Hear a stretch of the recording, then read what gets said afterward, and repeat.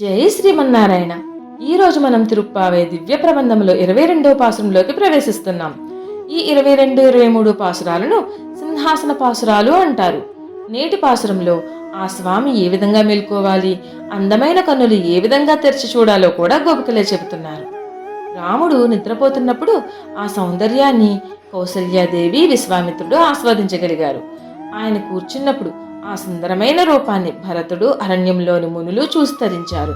అలాగే స్వామి సముద్రం వద్ద నిలబడి సేతువు నిర్మించినప్పుడు ఆ ముగ్ధ మనోహర రూపాన్ని వానరులందరూ రెప్పలు వేయకుండా చూస్తూ ఉండిపోయేవారట. ఇక నేటి పాసురంలో ఆ స్వామి దివ్యమంగళ సౌందర్యాన్ని ఏ విధంగా వర్ణిస్తూ ప్రార్థించారో తెలుసుకుందాం.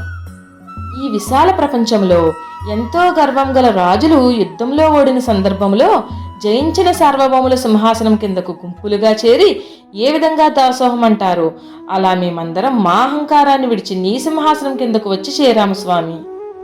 చిరుమవ్వలు నోళ్లు తెరిచినట్లుగా అరవిరిసిన తామర పూల వలె మెల్లమెల్లగా విప్పారిన నీ సుందర నేత్రాల నుండి నీ కరుణా కటాక్షములు మెల్లమెల్లగా మాపై ప్రసరింపచేయుము.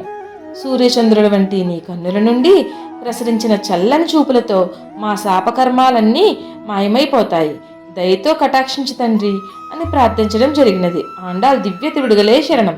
శ్రీరామునితో తామర పూలతో. ఈరోజు నరసాపురం శ్రీ ఆదికేశవ ఎంబేర్ మన్నార్ కోవిలలో గోదాదేవి జడ అలంకరించబడి ఉన్నది.